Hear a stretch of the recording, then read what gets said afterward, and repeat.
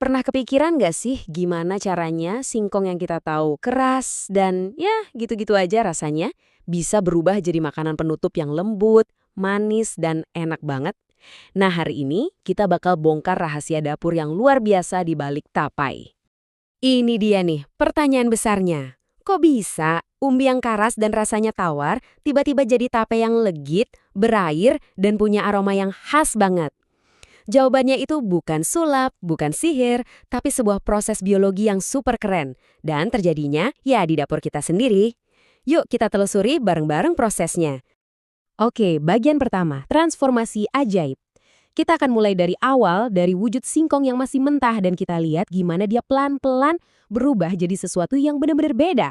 Sebuah perubahan yang bisa kita lihat, cicipi, dan bahkan cium aromanya. Sekarang kita masuk ke bagian prakteknya. Sebut saja ini ritual dapur sederhana. Kenapa ritual? Soalnya setiap langkahnya, meskipun kelihatannya gampang, itu penting banget buat memastikan transformasi ajaib ini berhasil dengan sempurna. Coba deh lihat, alat dan bahannya simpel banget kan?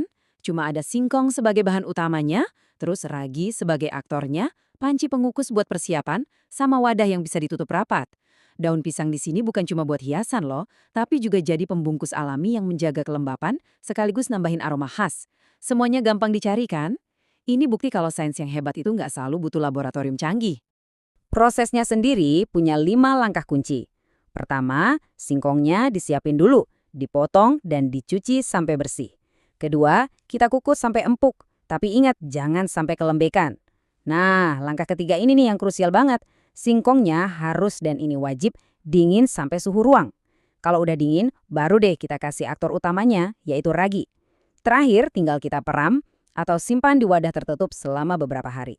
Simpel kan kelihatannya, tapi setiap detail itu ngaruh banget ke hasil akhirnya. Setelah semua persiapan beres, tugas kita selanjutnya cuma satu, sabar.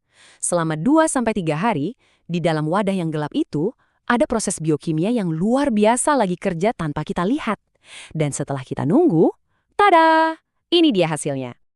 Perubahan pertama yang paling kelihatan, yang paling bisa kita rasain, itu teksturnya. Coba bayangin singkong kukus biasa yang masih agak padat. Terus bandingin sama tape yang super lembut, empuk, dan rasanya kayak meleleh di mulut.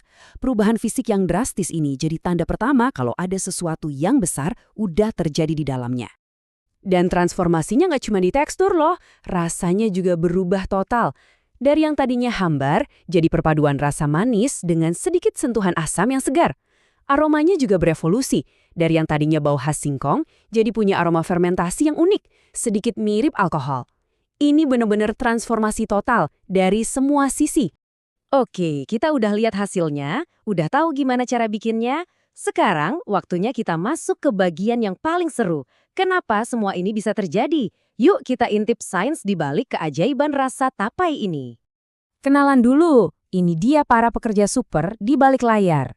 Bukan kita yang kerja, tapi jutaan koki super kecil yang ada di dalam ragi, namanya jamur Saccharomyces cerevisiae.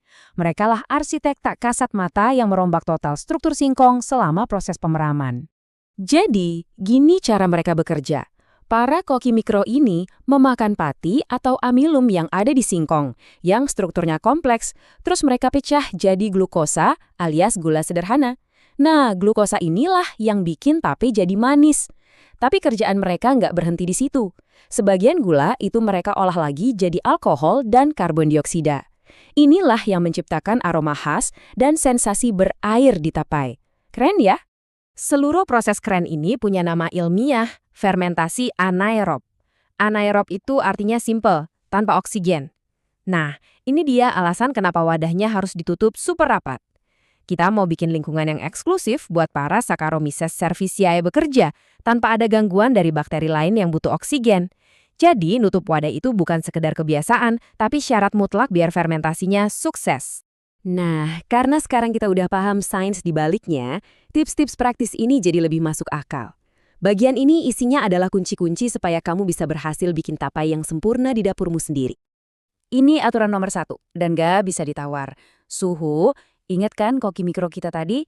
Mereka itu makhluk hidup yang sensitif banget.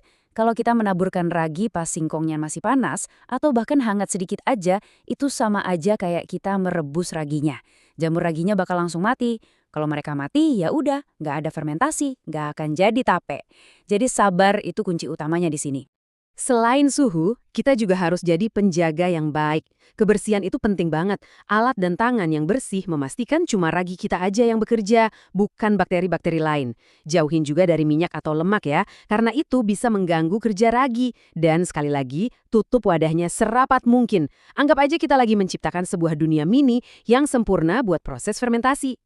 Jadi apa intinya? Ternyata, setiap kali kita bikin atau makan tapai, kita itu nggak cuma lagi masak. Kita itu sebenarnya lagi jadi seorang praktisi bioteknologi loh. Kita memanfaatkan makhluk hidup super kecil buat mengubah bahan makanan biasa jadi sesuatu yang baru dan enak. Ini adalah sains yang bisa kita cicipi langsung dari dapur kita sendiri. Nah, ini jadi bikin kita mikir ya. Kalau tapai adalah produk bioteknologi, coba deh lihat lagi sekeliling dapurmu. Adonan roti yang bisa ngembang, yogurt, tempe, bahkan kecap, semuanya itu hasil kerja mikroorganisme juga. Ternyata, dapur kita itu laboratorium bioteknologi pribadi yang jauh lebih canggih dari yang kita bayangkan. Selamat mencoba, dan sampai jumpa di pembahasan menarik lainnya.